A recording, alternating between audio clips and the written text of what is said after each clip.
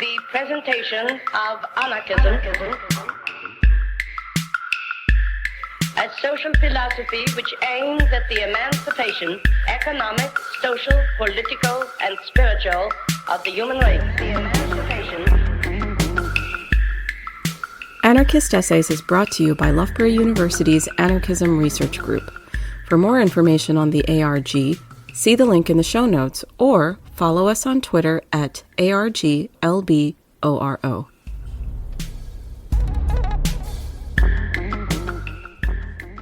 Anarchists in Epaulettes by Henry Brown. An army of anarchists appears to be a self-evident contradiction.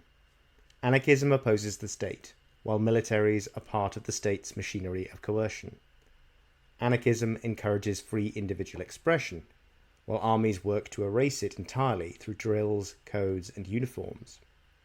Anarchism aims to mobilize the working classes, while armies recruit and subdue them. Finally, revolutions overturn the state, while war, it has been said, is the health of the state. However, during the Spanish Civil War, untold thousands of anarchists willingly joined the ranks of a new army, fighting in defense of a state they had previously viewed as an obstacle to the revolution. Many of their heroic leaders exchanged their overalls for uniforms, and proudly led their soldiers on parades, marching in step through the streets once thronged with revolutionary barricades. In short, less than a year since the Revolution of July 1936, and much to the consternation of many observers and fellow travellers, the largest anarchist movement yet seen had become thoroughly militarised. This chapter in anarchist history is understandably an uncomfortable one. Many anarchists and historians of anarchism have dismissed it as another step in the retreat of the Spanish Revolution. Closer examination, however, reveals a far more complex reality. Rather than being crushed by the inherently conservative values of this new army, anarchists helped to influence and shape it around working-class values and needs. Though they endured persecution and ridicule from their rivals on the left, they were ultimately successful in carving out and defending a libertarian military subculture which survived until the defeat of the Republic in April 1939. From the outset, anarchism's foundational philosophers possessed an ambiguous relationship with war and the use of force. These 19th century intellectuals and revolutionaries shared the Enlightenment commitment to universal peace, as envisioned by Immanuel Kant. Yet they were equally enraptured by romantic visions of popular uprisings and of war as the great mover of historical events. The father of mutualism, Pierre-Joseph Proudhon, had shocked his political contemporaries by describing war as, quote, the pinnacle of human virtue. Mikhail Bakunin, the great anti-statist and collectivist, responded to the Prussian invasion of France in 1870 by calling for 10 million peasants to rise in arms as a single solid and unanimous mass to resist the invader. A belief in popular heroism was thus foundational to revolutionary anarchism, viewing the people as an unstoppable force, even a military force, if moved to action. This did not make anarchist movements any less anti-militarist, however. Armies remained an integral part of what Peter Kropotkin called the government's machinery of coercion, through which it secured resources abroad and disciplined the labour force at home. The Spanish anarchists were especially receptive to this argument. For them, the army was nothing more than an invasive presence which periodically swept through working-class communities to quell insurrection and cart off young men to a distant colonial grave. Perhaps no other incident illustrated this antagonism better than Semana Trágica, Tragic Week, in Barcelona in the summer of 1909. Here, crowds of workers jeered and mobbed soldiers embarking for North Africa, sparking a week of rioting in which more than 100 were killed before the army wrested back control of the city. How then were the Spanish anarchists to overcome the forces of state coercion, which, during the first third of the 20th century, had successfully smothered every attempt at a violent libertarian insurrection and had assassinated dozens of their militants and organisers? The most forceful solution was posited by the so-called grupistas, close-knit groups of anarchist militants who had been socialised in these cycles of state repression and retaliation.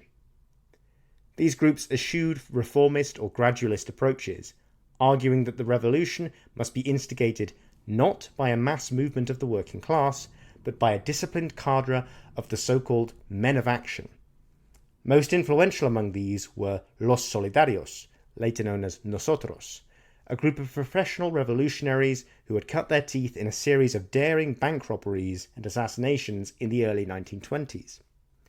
In the words of Chris Elam, their understanding of the revolution was essentially military, consisting of uniting the disparate grupistas and workers' defense committees into a revolutionary army that would defeat and destroy the state.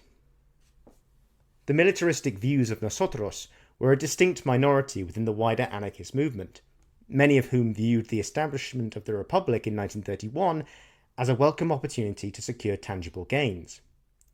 This changed completely in July of 1936, when a group of military officers, among them the future dictator Francisco Franco, attempted to overthrow this republic. Despite securing much of northwest Spain, in Barcelona the military rebels were defeated by the radical grupistas in concert with other anti-fascist groups. These then united to form the Council of Anti-Fascist Militias, which began to equip and dispatch units to defeat the military rebels in the open.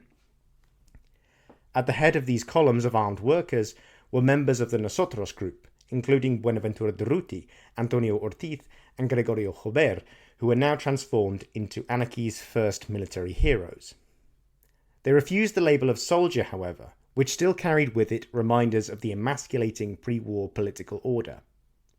To be a soldier, claimed the anarchist periodical Acracia, is to cease to be a man, to hang up one's testicles in the barracks and resign oneself to the condition of an automaton. As such, the militia columns retained a committee structure in which orders were agreed upon collectively. In terms of discipline, they were bound by a strict code of conduct printed on their identity cards. Every militiaman, stated Regulation No. 4, must be aware that although he has voluntarily enlisted in the militias, once he has been integrated as a soldier of the revolution, he must obey and carry out his orders. Those failing to meet these communal standards risked public humiliation by their peers and even their leaders. The winter of 1936-37 was a tipping point for the Republican militias, however. Though they had succeeded in establishing a static front line across Aragon and had rebuffed Franco's assault on Madrid, they were chronically short of arms and manpower. The chief dispenser of these was the Republican government, but they refused to provide weapons to the anarchists unless their units were incorporated into the newly formed Republican Army. This would entail the militias accepting a unified code of discipline and a hierarchical chain of command leading up to the Commander-in-Chief, Prime Minister Lago Caballero. Though the anarchist leadership agreed to these conditions, the militias, outraged at being passed over, organised a plenum of 11 of their militia columns in the Republican capital, Valencia, in February 1937. Here, the unprecedented question of anarchist participation in a regular military was discussed frankly and passionately by those who would be forced to undertake it. Many were bitterly opposed to the plan for militarization as it stood. A representative of the Tierra y Libertad column declared that, "We do not believe a man is braver because he is called a soldier." Others pointed out that such a plan risked playing into the hands of the communists, who would likely seize control of the entire army and imprison or murder their militants. But there were also growing voices for pragmatism, most notably from the veteran trade unionist and vocal anti-militarist Cipriano Mera.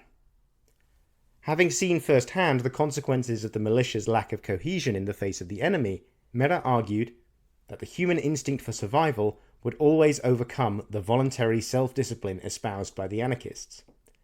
Instead, they must transform themselves into a disciplined military force, but one that crucially would be controlled and led by their own militants. Eager to balance the growing strength of the Communist Party, Prime Minister Caballero agreed to these terms.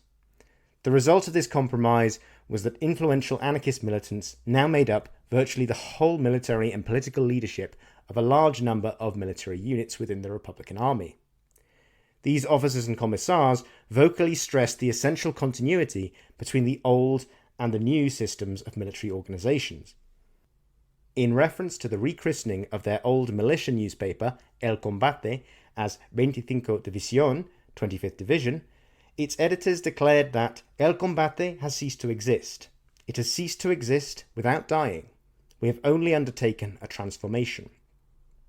These publications also stressed that, though the militiamen were now obliged to salute their officers, this was only a gesture of respect between social equals. One commissar wrote in his unit's newspaper that, "Our commanders are men forged by constant struggle and endless circulation through the prison system. As such, they are incapable of becoming tyrants over those whom they have always defended with such love." This sense of emotional closeness with their leaders was crucial to managing the process of militarization. Manuel Carabaño, an anarchist volunteer with the Rosal column, claimed that in anarchist units few bothered to salute their officers, with whom they continued to use informal modes of address. These bonds pulled in both directions. Whatever anarchists felt about militarization in the abstract, being directly asked to accept it by someone who had shared the same dangers as they had was a different question. One militiaman later confessed that although he would have preferred to leave the front after militarization, he felt unable to abandon his old comrades who had now become officers. Mera, who rose to command an entire army corps, was even referred to affectionately as El Viejo, the old man, by his men, and retained the respect of even the most die-hard opponents of militarization. Incorporation into the army did not mean the end of anarchist political activity. Despite a formal ban on what was referred to as political proselytizing, in July of 1937, the anarchist movement's National Committee called on its affiliates in uniform to organize cultural groups, where anarchist newspapers and literature could be distributed and discussed. Thereafter, dozens of such groups wrote to anarchist publications in the cities, calling for more press materials to be sent to the front line, where they were read, according to one correspondent, with great happiness by soldiers otherwise deprived of news and instructions from their trade unions. The anarchist militant Gregorio Gallego claimed that as early as the spring of 1937, groups belonging to the libertarian youth had sprouted like mushrooms within the new Republican army. In the region around Madrid, an area where communists and socialists claimed almost total control, the libertarian youth counted some 37,000 members, the majority of them serving in uniform. Worryingly for the anarchist leadership, these young militants were often unsatisfied with the narrative of ceaseless compromise to the Republican state. Clandestine newspapers, some run by disgruntled militiamen who had left the front, were also reported to be circulating in the trenches. The simmering discontent which underpinned these press networks, directed as much against their power-drunk leaders as against their political rivals, occasionally turned deadly. Joan Sans-Sicart, the commissar of the 116th Mixed Brigade, was accused by fellow anarchists of behaving like a communist because of his strict prohibition of political activities. According to Sicart, a group of these malcontents even murdered a junior officer who was known to be one of his confidants, in an action which he lamented as the last battle against militarization. The case of the 153rd Mixed Brigade, meanwhile, caused a scandal within the anarchist movement. Following the reorganization of the Army of the Ebro in the spring and summer of 1938, this unit was placed under the command of a group of communists and socialists. Not only did this mean displacing popular and proven anarchist officers, it was also followed by a litany of abuses by this new leadership clique, including drunkenness, embezzlement, and the physical abuse of subordinates. Frustrated, one anarchist declared that if the leadership did not begin to act in their defense, they would have no other option but to take matters into their own hands, which can only end with gunfire. Shortly thereafter, the socialist commissar of the brigade was discovered by a roadside, riddled with bullets. In a similar case, the legendary commander of the 127th Mixed Brigade, Maximo Franco, was arrested on spurious grounds by senior Republican officers who accused him of incompetence. Soldiers of his brigade who, like him, had helped to shelter anti-Stalinists fleeing arrest by Republican authorities, rallied to their commander, breaking Franco out of detention, though he would never regain his former rank. The military and political collapse of the Republic in the spring of 1939 appeared to have slammed the door forever on militarized anarchism. Thousands entered exile in France or North Africa, but many more entered the brutal conditions of the Francoist carceral system, becoming slave labor for the construction of the new state. The subsequent soul-searching by a number of militants prompted many to repudiate the decision to join the Republican Army at all. Those who had consistently opposed cooperation with the state were contemptuous of this sudden repentance. It was when you were wearing epaulettes that you had to rectify your conduct. "Not now," declared José Pérez, who went on to write the official history of the wartime movement. Yet these condemnations ignore how an anarchist military identity had been created during the war, one which drew on Spanish anarchism's own norms, traditions, and practices, and testified to its creative resilience and latent radicalism. To counter hierarchy and discipline, anarchist soldiers appealed to solidarity and comradeship. To arrest apathy and defeatism, they resurrected cells and communities and cultural networks. When threatened by their political rivals, they were prepared to defend their comrades with violence if necessary. However dissonant this military subculture may be from our basic preconceptions of anarchism, it remains an essential part of anarchism's history as a living movement in an age of anti-fascist war.